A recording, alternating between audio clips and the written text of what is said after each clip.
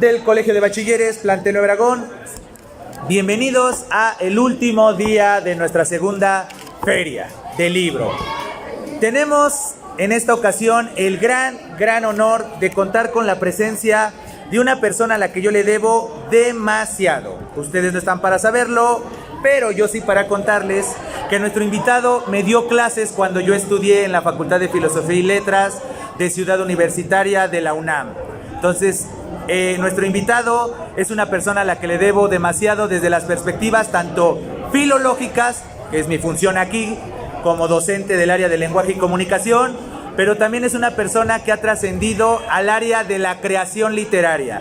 Y hoy no venimos a platicar solamente de la filología y de las corrientes artísticas, de esa frase que muchas veces ha traumado a mis estudiantes de nada viene de la nada, hay que analizar la literatura en su contexto histórico, filosófico, etcétera, que siempre repito en mis clases. Si alguien ha tomado clase conmigo y me está escuchando, sabe que he repetido esa frase en cada sesión, y el culpable de haber conocido esa frase, que ahora descubrí que es de Ernesto Sábato, es justamente nuestro invitado. ¿Quién es nuestro invitado? Nuestro invitado es Juan Antonio Rosado, y leo una breve semblanza.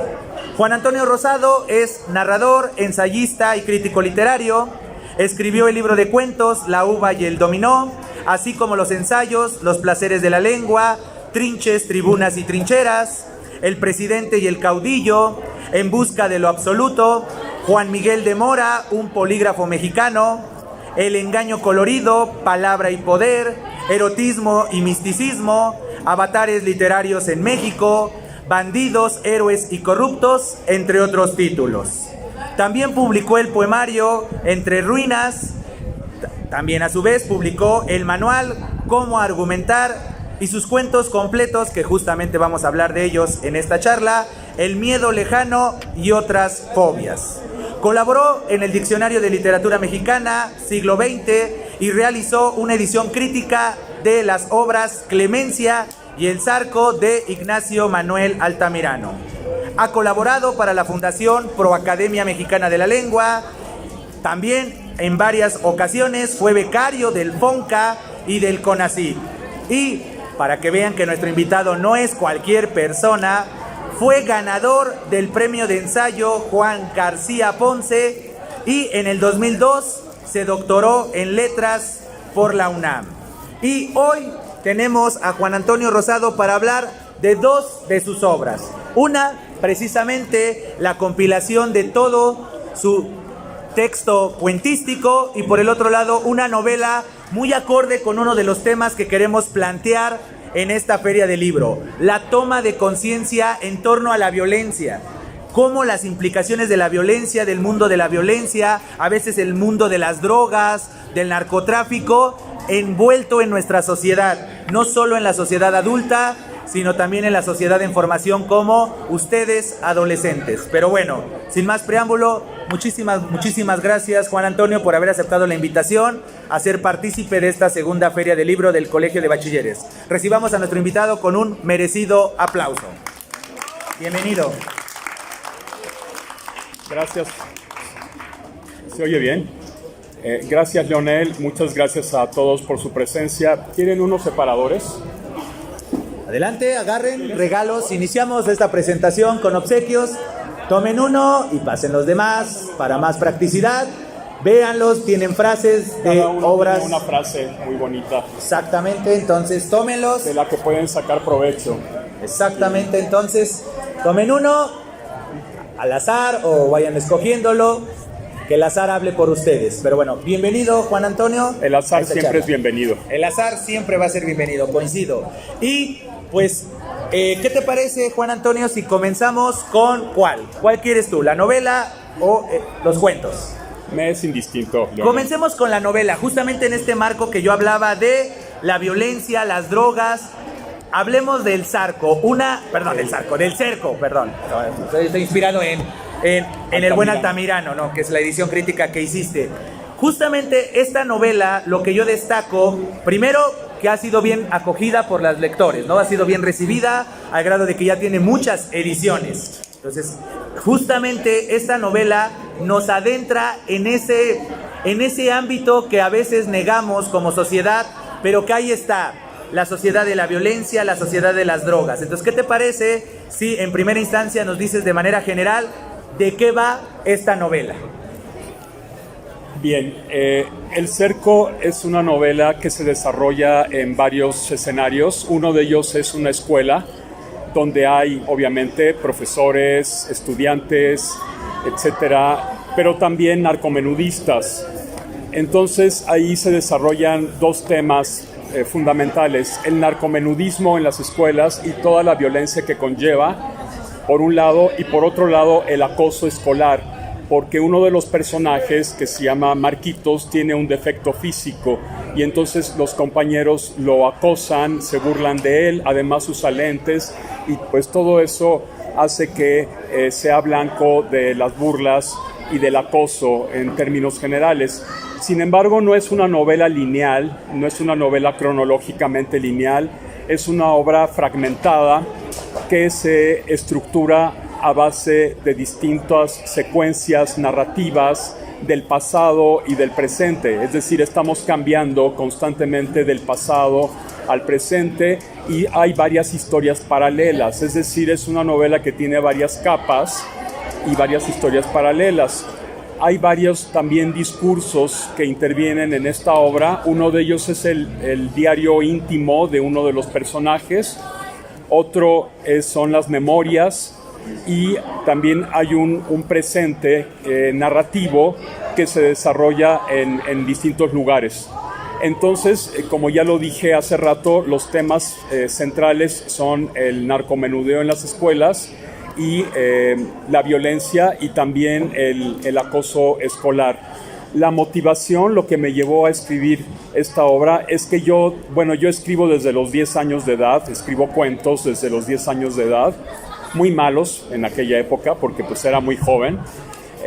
Después ya con las lecturas, con la experiencia, con la vida, con los libros, uno va depurando, va perfeccionando, va superándose cada vez más. Todo es un proceso y la motivación para escribir esta novela fue precisamente que yo siempre quise hacer una novela de formación, una novela de aprendizaje, una obra que al mismo tiempo que sea obra de arte, sea también una obra útil, una obra que sirva.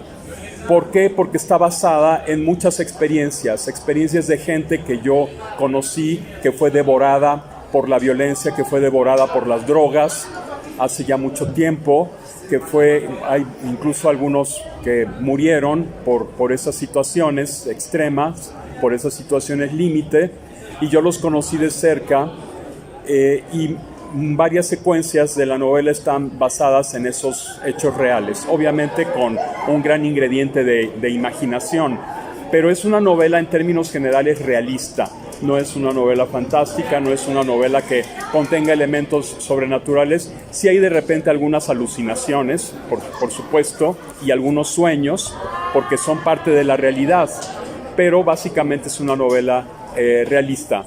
Como dice Leonel, pues ha sido bien acogida, tiene 4 ediciones, se han publicado más o menos como 5,000 o 6,000 ejemplares y pues se sigue solicitando, se ha vendido en varios lugares, sobre todo en escuelas, que es donde más la han solicitado, y se vincula un poco con uno de los cuentos de El miedo lejano que se titula La uva y el dominó, que trata ya totalmente sobre el acoso escolar, cómo el acoso escolar, a veces propiciado por los mismos maestros, sobre todo en las épocas en las que yo estudiaba, había maestros que acosaban a los alumnos. No sé si eso siga ocurriendo, espero que ya no. Se vale soñar, pero no, aquí no pasa nada, nadie demerita a los estudiantes, ni por sus clases sociales, no, eso no pasa, eso ya es cosa de nuestra generación, ya pues espero que así sea, porque a mí sí me tocaron maestros que acosaban, que se burlaban de los estudiantes, y yo creo que eso es muy incorrecto, porque un estudiante es una persona, todos somos estudiantes en el fondo, yo lo sigo siendo, y todos lo seremos siempre hasta que muramos, porque uno nunca termina de aprender. Solamente las personas porque ya se detienen y se creen en una estabilidad absoluta y que ya no quieren cambiar, que ya no quieren proseguir, que ya no quieren superarse más. Solamente ese tipo de gente dice, ay, pues yo ya tengo todo, ya no quiero saber nada más, ya no quiero aprender nada más, me va bien, y entonces como que se convierten en estatuas o en retratos que no cambian. Y yo no creo que la vida esté para eso. Yo creo finalmente que hay una sola vida y hay que vivirla. Y una de las maneras de vivir es leer. Leer es una manera de vivir. Y mediante la lectura uno va cada vez aprendiendo más, cada vez se va superando más, porque también obtiene experiencias de otras personas. Yo estoy absolutamente convencido de que sí se puede experimentar en cabeza ajena. Hay quien dice que no se puede experimentar en cabeza ajena. El escritor tiene que experimentar en cabeza ajena, y yo creo que en la vida real también debemos experimentar en cabeza ajena, por medio de las experiencias de los demás, de lo que les pasa a los otros, a la demás gente. Y todas esas experiencias se pueden también narrar, se pueden vertir en la literatura y convertirse en obras de arte para la posteridad, para las nuevas generaciones, para quienes estén interesados en esas experiencias. Totalmente de acuerdo, y justamente llevando agua a este molino llamado Segunda Feria del Libro, ese es el propósito de este tipo de eventos, aproximarlos a esas voces, que ya sea por medio del arte dramático, de las representaciones teatrales que han tenido lugar en el marco de esta feria, en los eventos musicales que también han tenido lugar dentro de esta feria, y este tipo de presentaciones, porque muchas veces una obra también toma sentido cuando el autor o la autora de dicho texto, de dicha obra, explica un poco el contexto, lo que hubo, el trasfondo, el respeto a las tradiciones, el respeto a los recursos, el respeto a la realidad. Por ejemplo, esta novela de la que estamos hablando, El Cerco, juega con ese dinamismo. Por un lado, la realidad flagrante del acoso escolar, del narcomenudeo, ese entorno de violencia a diferentes niveles, ¿no? Hay una famosa medición social del famoso violentómetro, ¿no? Desde poner apodos hasta llegar al extremo del asesinato, y eso es justamente donde la literatura, toma la voz, toma el micrófono y comienza, coincido totalmente con lo que dice Juan Antonio, que sí podemos vivir, reflexionar, escarmentar en cabeza ajena. ¿Por qué? Porque la literatura es la que le da la voz al hubiera, al es. ¿Correcto? Eso es justamente la esencia de la literatura. Yo siempre que a mí me han pedido que defina qué es la literatura, para mí es eso. Es el arte que le da la voz al hubiera, al es, al mundo de las posibilidades. Y entonces justamente El Cerco, que es la primera obra que estamos presentando en esta charla, tiene esa función. Pero a pesar de estar tocando un tema tan serio como lo puede ser el acoso escolar o puede ser la violencia en el marco de una sociedad llena de drogas y de adictos y del consecuente narcomenudeo, etcétera, también hay guiños de sátira, por decirlo así. Por ejemplo, esta novela se vale de ciertas viñetas basadas a su vez en títulos de canciones de Cricri, que tal vez a ustedes, nuevas generaciones, Cricri no les diga mucho, salvo que sus padres los hayan aproximado al buen Cricri, pero para nosotros era casi una, vamos a denominarla literatura obligatoria, pensando de que las composiciones líricas detrás de las canciones o de las letras de las canciones son poesía y en consecuencia literatura. Cricri es algo evidente. Entonces quiero preguntarte, Juan Antonio, ¿qué te llevó a usar esa tradición, esos referentes de Cricri para llevarlos a el marco contextual de tu novela? Creo que ya está un poco respondida la pregunta cuando hablaste de la ironía. Entonces, la vida muchas veces es irónica. Las canciones de Cricri, yo creo que todo el mundo las conoce, de alguna manera las han escuchado. Creo que Cricri es un autor, Gabilondo Soler es ya un autor mexicano conocido en toda América Latina, escuchado. Todos hemos, La Patita, por ejemplo. Cricri empezó escribiendo canciones para adultos. No les voy a decir quién era La Patita originalmente, pero Cricri empezó escribiendo canciones para adultos, y en un momento dado alguien le sugirió: mira, aquí hay este programa, aquí hay trabajo en esta estación de radio, la XCW, aquí hay un programa, pero tienen que ser canciones infantiles. Entonces lo que hizo Cricri con sus primeras canciones fue adaptarlas al mundo infantil. Cuando me enteré de esta ironía de la vida, de cómo Cricri, que fue prácticamente forzado a hacer canciones para niños que a él no le gustaban, pero que las tuvo que hacer porque era el único trabajo que le ofrecían, cuando me enteré de eso, dije, bueno, vamos a invertir un poco la situación y entonces vamos a usar ahora las canciones de Cricri para ironizar lo que pasa con el mundo del narcotráfico, con el mundo de la violencia, con el mundo de la pérdida de la inocencia, que finalmente es también uno de los temas de la novela, la pérdida de la inocencia, porque hay un pasaje en el que también hay acoso sexual incluso, ¿verdad? Entonces, pues todo esto me llevó a Cricri de alguna manera. Digamos que Cricri en esta novela tiene su lado oscuro, su lado perverso, que está desarrollado pues de una manera, a mi juicio, muy diferente de como la gran mayoría de las personas hubiera imaginado. Y ahora que hablabas de la literatura como el espacio y el tiempo del hubiera y del es, yo diría también la literatura a veces, por desgracia, también es el espacio del será.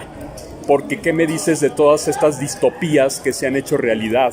Todas esas distopías que nos plantean las obras literarias que ahora ya estamos viendo, que estamos contemplando en la vida real. Y no es que los autores hayan sido adivinos o hayan pensado que eso va a ocurrir, sino que simplemente exageran por medio de las hipérboles lo que está ocurriendo en la vida real y dicen, si las cosas siguen como van, vamos a llegar a esto, y si las cosas siguen como van, vamos a llegar a esto otro. Y entonces así como por medio de la imaginación el autor puede plantear también un futuro, y eso ha ocurrido y sigue ocurriendo.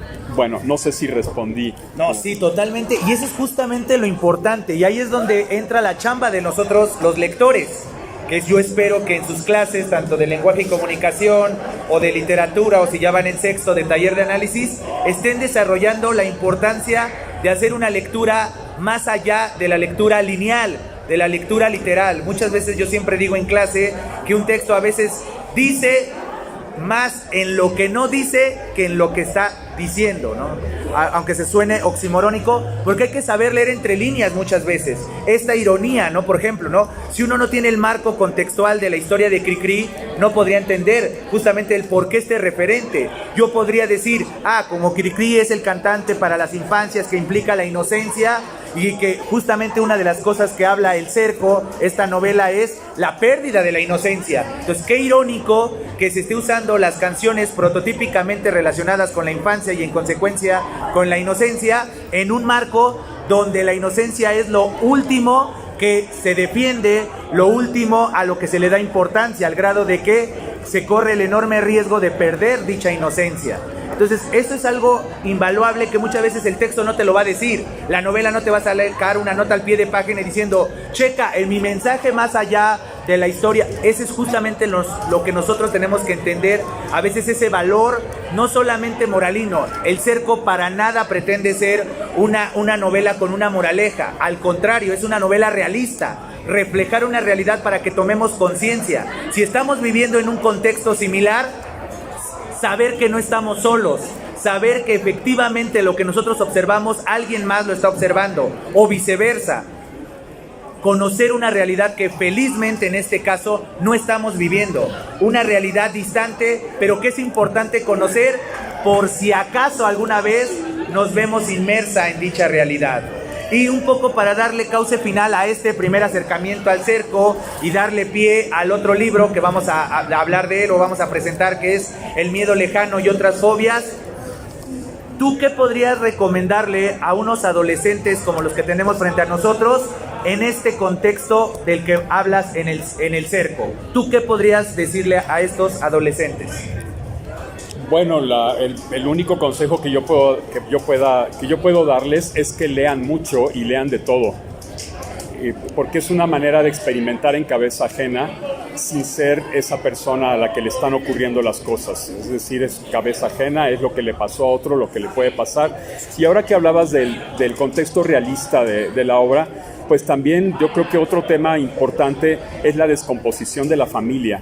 cómo una familia puede descomponerse a partir de estas situaciones límites en las que un padre alcohólico y ambicioso que por querer tener más y más y más y más dinero se mete al negocio de las drogas y lleva, ahora sí que como decimos coloquialmente, lleva de corbata a su propio hijo, que ya de por sí estaba sufriendo un acoso escolar. Entonces, pues son cosas que han ocurrido, que desgraciadamente siguen ocurriendo, y pues el consejo es que en la vida real no, pues traten de alejarse de este tipo de gente y tampoco confundan jamás la ficción con la realidad, porque son dos ámbitos totalmente diferentes. En una ocasión a un escritor ruso que se llama Gorky, Máximo Gorky, le recriminaron, le dijeron que él trataba con simpatía a unos ladrones. Y Gorky respondió: mi deber como narrador es mostrar a los ladrones. El deber de la policía es agarrarlos y llevarlos a la cárcel. Entonces, no confundamos la realidad con la ficción, porque uno puede leer un libro y de repente pensar que el autor está haciendo una apología del crimen o está hablando bien de un ladrón o lo que sea. Uno puede ser un escritor y hacer una novela en primera persona, y esa primera persona puede ser un psicópata. Eso no significa que el escritor lo sea. Simplemente se está poniendo en los zapatos de esa persona y está narrando a partir de su experiencia con imaginación, también como una manera de hacerle ver al lector que esas personas también son de carne y hueso, que también viven, que también son humanas y que hay que tener cuidado con ellas, por supuesto. Exactamente, creo que eso es lo que tenemos que tomar nota, ¿no? La literatura en eso nos puede servir, justamente como esos hubiera y demás. Justamente en este marco de estar hablando de El Cerco, que hay que decirles el contexto. Esta novela fue escrita en el marco de la mal llamada guerra contra el narcotráfico. Hoy es una realidad, pero cuando salió la primera edición era algo que se escuchaba nada más entre murmullos. Esta realidad del acoso escolar y la toma de la conciencia del acoso escolar, o bien de escuchar de los drogadictos, hasta era una cuestión de miedo en las familias. El alcohólico, el drogadicto de la cuadra era el mal visto, y ahora es algo muy cotidiano. Infelizmente se ha vuelto cotidiano ese elemento y ese factor. Entonces justamente hay que contextualizar ese aspecto. Esta novela, que hoy si ustedes se acercan a ella dirían, pues es común y corriente, ¿no? Es algo básico. Cuando se publicó por vez primera, que yo tuve la fortuna de leer esa primera edición, que ahora está mejorada en gran medida, si ustedes se acercan a esta novela, que justamente se pueden acercar a ella al término de esta charla, justamente nuestro invitado se va a quedar unos cuantos minutos después de la plática, se pueden acercar a ella, hojearla, conversar con el autor ya de manera directa. Vean eso, esta novela, cuando fue publicada, estos temas del acoso escolar, de esta codicia constante de a veces de la sociedad, que siempre ha existido, ¿no? Vivimos en un mundo capitalista y demás, y siempre esta hambre de la fama, la fortuna, etcétera, siempre ha estado, pero muchas veces no era tratado como de esta manera que podemos ver en El Cerco. Pero si te parece, Juan Antonio, vámonos al siguiente título que vamos a presentar, que es la antología de tus cuentos, El miedo lejano y otras fobias. ¿Qué te parece si otra vez acercas a la comunidad del Colegio de Bachilleres Plantero Obregón a esta antología? ¿De qué va? ¿Cuántos cuentos tiene? ¿Cómo fue conformar esta antología de varias publicaciones que primero salieron en algunas revistas, en algunas antologías? ¿Qué es lo que hay detrás de El miedo lejano y otras fobias? Bueno, este libro tiene un antecedente, que es otro libro de cuentos que publiqué, que se titula Las dulzuras del limbo. Entonces yo tenía ese libro, Las dulzuras del limbo, y después muchos cuentos publicados en muchas revistas y suplementos culturales. De repente una amiga mía vio una convocatoria en el FONCA que decía algo así como de fomento a la publicación o fomento no sé qué. Entonces yo dije, bueno, vamos a tratar de de reunir todos los cuentos que están dispersos en las revistas, más el libro que ya está publicado, pues voy a meterlo a concurso a ver si gana o si no gana, pues ya ni modo. Los concursos literarios son como la lotería. Uno compra un boleto y no sabe si va a ganar o no. Bueno, pues compré el boleto y ganó. Entonces, gracias a esa beca o a esos recursos que obtuve del FONCA, pues se pudo publicar esta bellísima edición de El miedo lejano y otras fobias. El libro es muy heterogéneo, se divide en varias partes. La primera parte se titula Sobre el tiempo y tiene varios cuentos, algunos con una atmósfera fantástica, sobrenatural, como Luces opacas. Hay un cuento que es una distopía en el que la gente se cambia de cabeza. Yo lo escribí hace como 20 años, 25 años, y se supone se ubica en un futuro en el que la gente se puede cambiar de cabeza.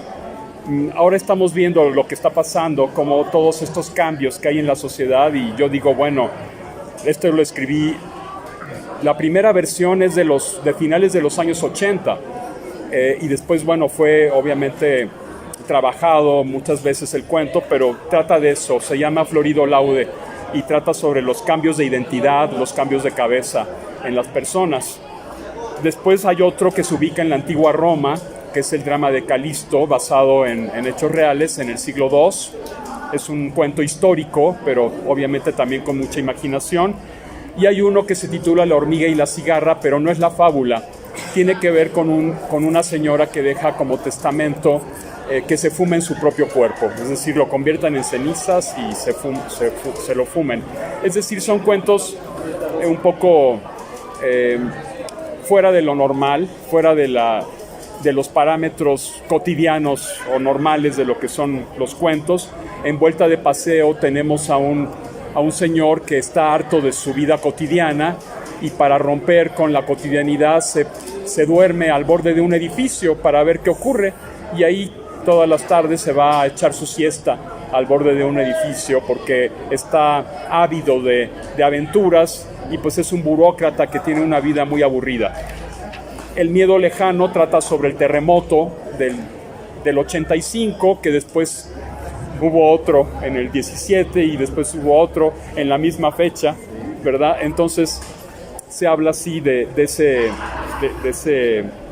16... ¿Qué fecha? 22. De septiembre, ¿verdad? 19 de septiembre. Que fue 19 de septiembre. 19 de septiembre. Sí, se habla del 19 de septiembre. Se habla del 19 de septiembre en el cuento, pero pues son varios 19 de septiembre, entonces el cuento sigue funcionando, ¿verdad? Y en fin, hay cuentos muy irónicos. La uva y el dominó. La uva y el dominó es un cuento sobre el acoso escolar, que se conecta un poco con la novela El cerco. Y en fin, hay cuentos eróticos, cuentos que tratan sobre el resquebrajamiento de la familia, sobre la prostitución, sobre la ciudad.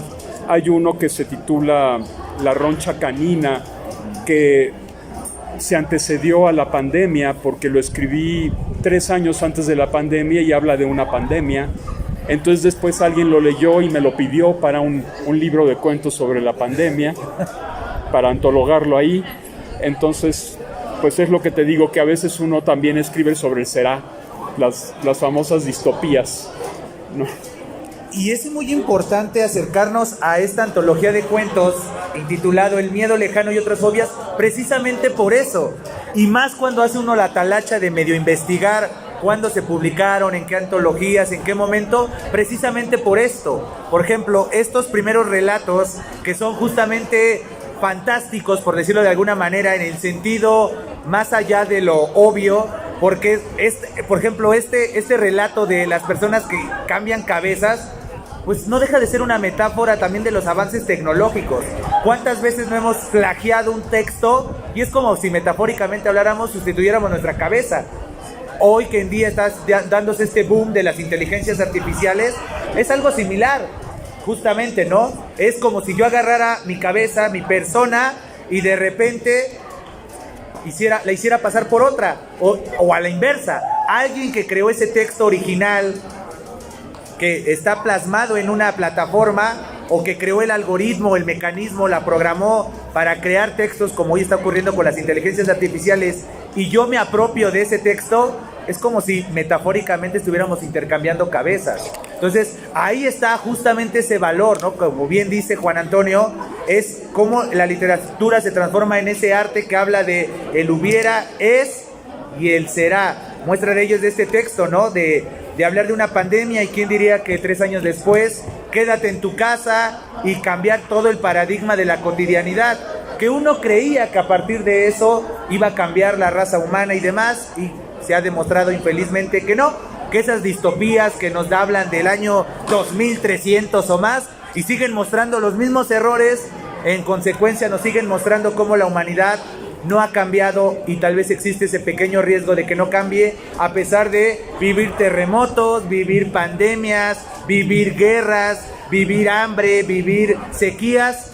Y eso es justamente donde entra la literatura. Vuelvo a insistir, relatos justamente como los que podemos encontrar en El miedo lejano y otras fobias nos sirven para eso. Sí, pasar un buen rato, la literatura no deja de ser ese elemento lúdico, ese elemento de entretenimiento, pero no es su única función. Tampoco es esa función pretenciosa de andar presumiendo de yo leo demasiado.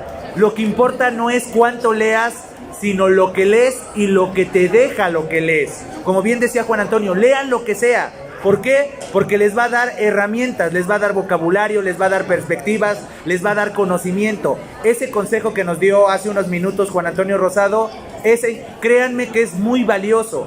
¿Por qué? Porque justamente la lectura, y también hasta podremos expandir el término lectura, ver una película, ver una serie, también es leer, porque implica una concentración, implica ponerte en los zapatos de otro, ya sea interpretación. Esa es la base fundamental. Entonces, acérquense a las historias. Obviamente, es importante también acercarse a las historias que fueron plasmadas en una obra literaria.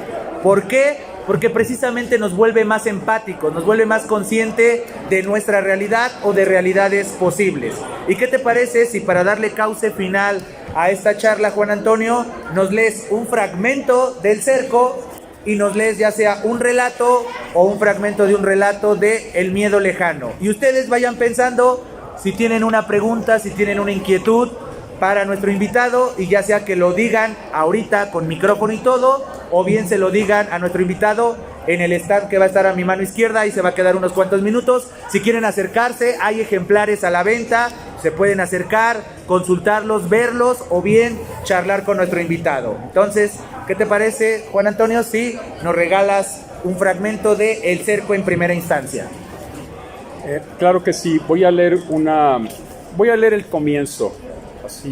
Ahora sí que la había una vez, lo que se llama la había una vez. Sí. Era toda una aventura cuando Marcos y yo rondábamos la azotea como felinos. Desde allí mirábamos el jardín, el verdor intenso del pasto con sus 2 higueras, su naranjo, su limonero y aquel árbol gigante que nunca supimos nombrar porque no daba frutos, pero en cuyas ramas los niños competíamos a ver quién llegaba más alto.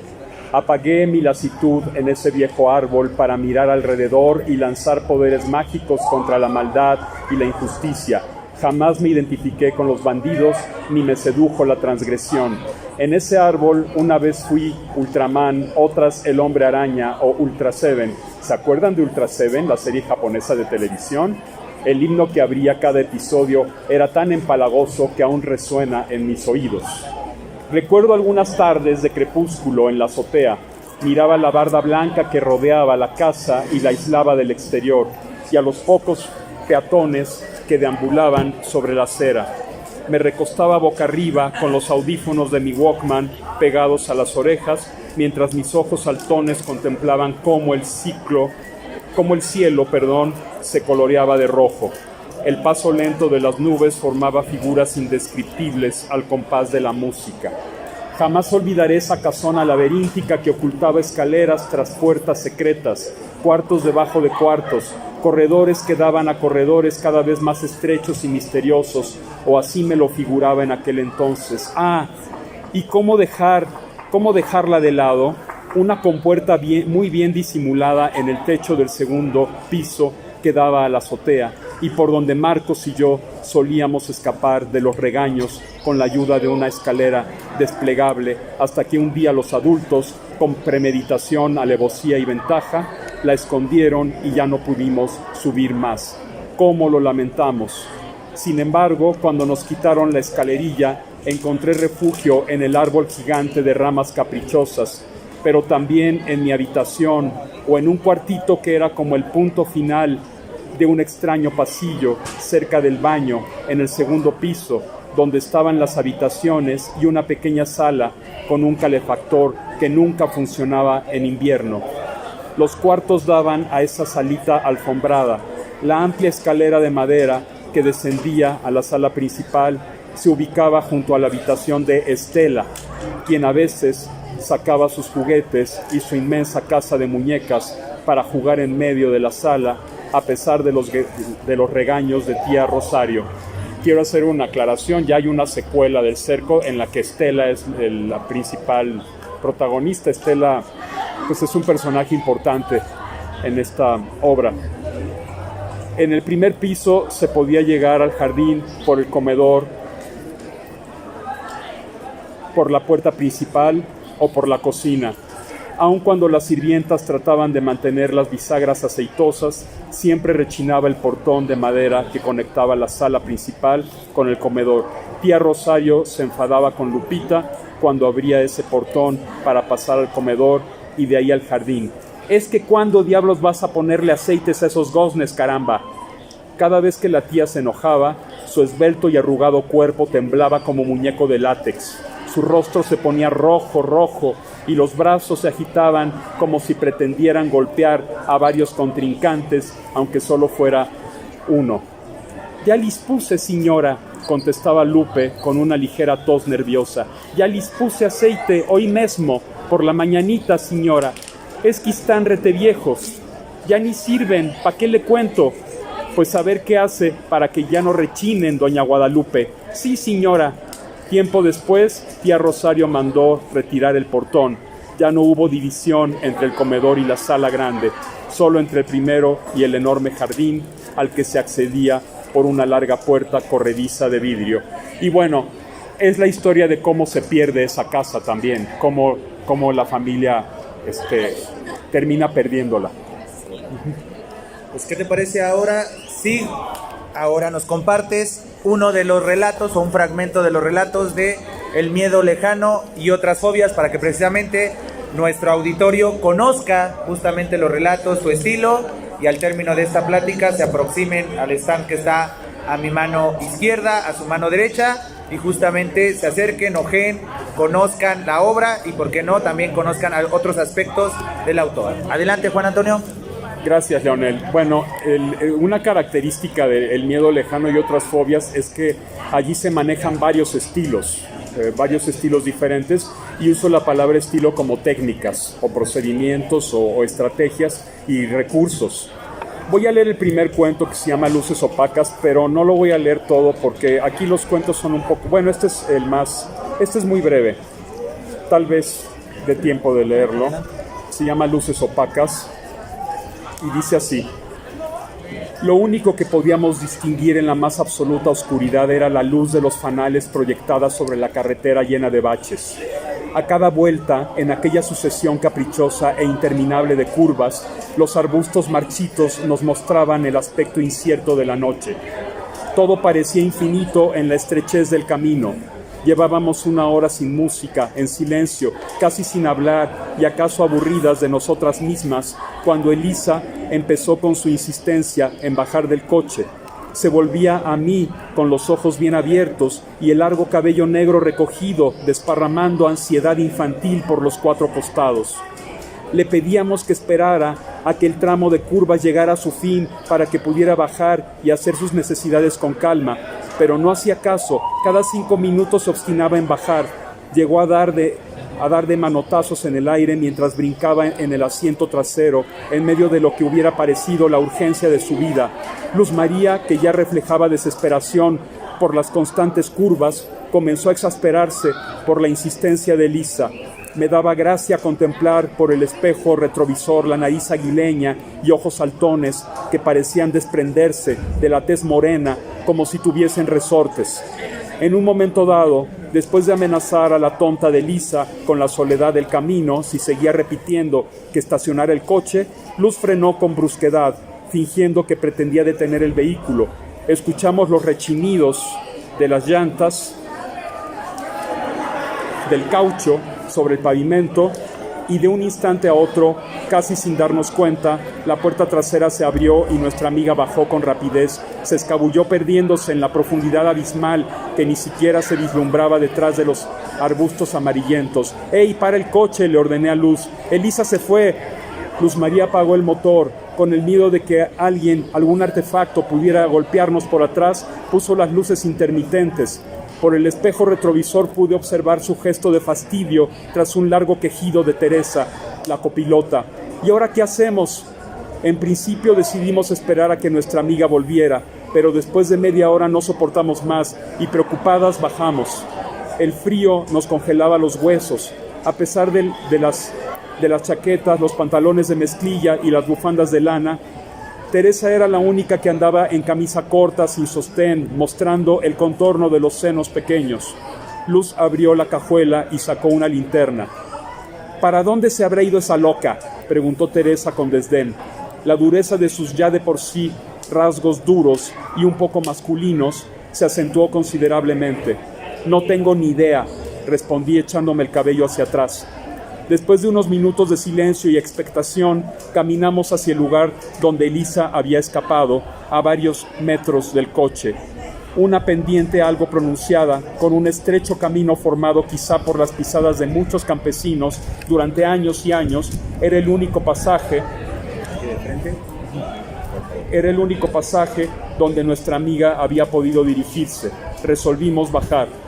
Está muy oscuro, ¿no les da miedo? Luz María arrojó la luz de la linterna al fondo de la pendiente. La vía para descender se bifurcaba en medio de matorrales, árboles mutilados y arbustos amarillos. Parecía que no había llovido durante años. Hay que buscar a Elisa, dije. ¿Y si nos perdemos?, preguntó Luz. No podemos dejarla sola. Pues vamos. Ay, espérate. ¿Qué te pasa, Tere? Me estoy congelando. Voy por mi suéter al coche.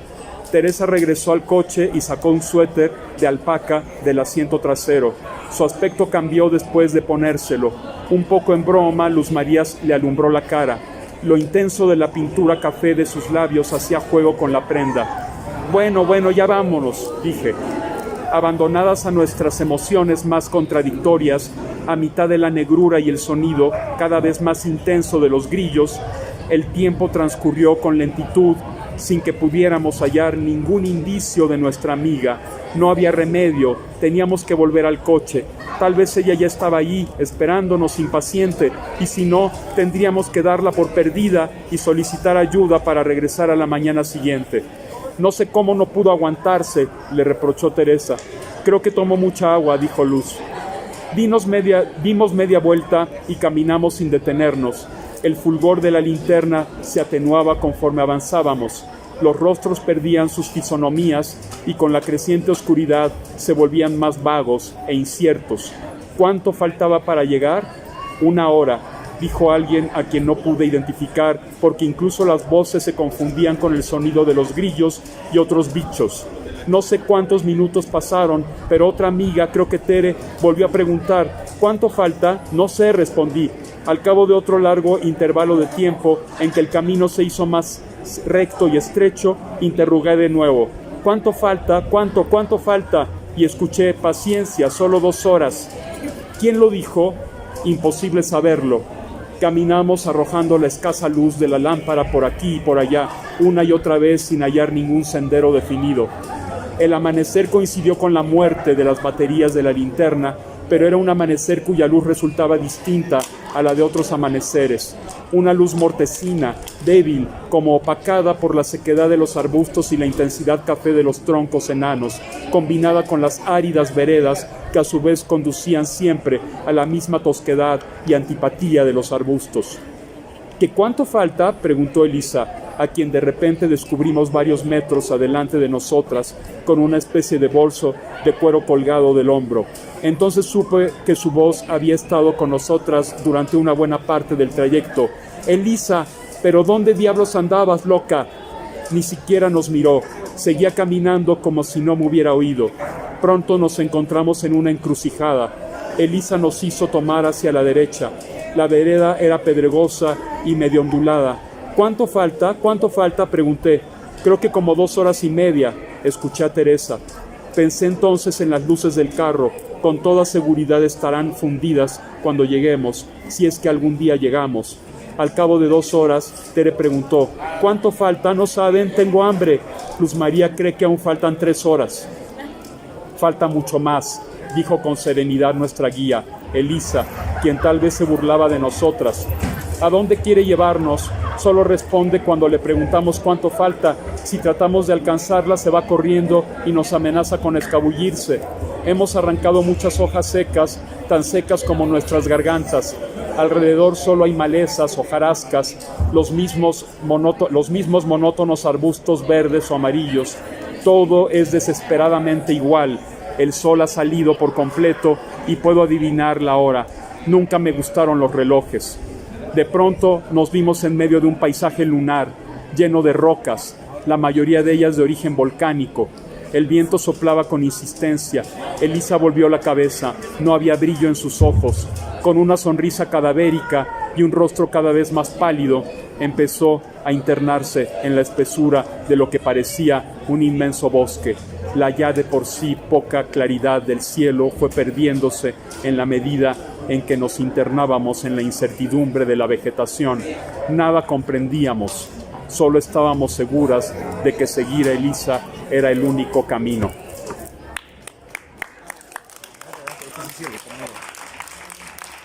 Infinitas gracias, Juan Antonio, por compartirnos este relato y justamente darnos una aproximación a tu estilo, a tus intereses, pero sobre todo a este libro que lleva por título, El miedo lejano y otras fobias. Y bueno, por cuestiones de tiempo, ¿algo más que quisieras agregar antes de que nos despidamos, Juan Antonio?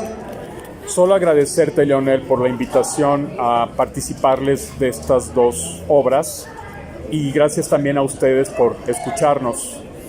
Y pues los invito también a todos a que se suscriban a nuestros canales de YouTube, porque Leonel tiene su canal, que es Yo Leo, y yo tengo el mío, que se llama Grandezas de Lilliput. ¿Por qué Grandezas de Lilliput? Porque es un homenaje a los viajes de Gulliver de Jonathan Swift, pero se tratan temas culturales, de música, de arte, de literatura. Entonces, pues los invitamos cordialmente a que se suscriban. Por favor, hónrenos con la suscripción y créanme, cada viernes que publica Juan Antonio una entrada de sus Grandezas de Lilliput, créanme, ha entrevistado a personajes que infelizmente ya no están entre nosotros, pero también son personajes de la cultura invaluables. Entonces, suscríbanse tanto a Grandezas de Lilliput, ya que hacen el honor de mencionar mi canal de YouTube, que esta charla justamente está siendo grabada para ese canal. Si quieren, si no tuvieron la oportunidad de asistir a muchas de las pláticas y presentaciones de esta segunda feria del libro del Colegio de Bachilleres Plantel Nuevo Aragón, lo podrán encontrar en Yo Leo en próximos días. Dejen que termine, dejen que los edite y lo van a poder encontrar. Entonces, pues muchísimas gracias, Juan Antonio.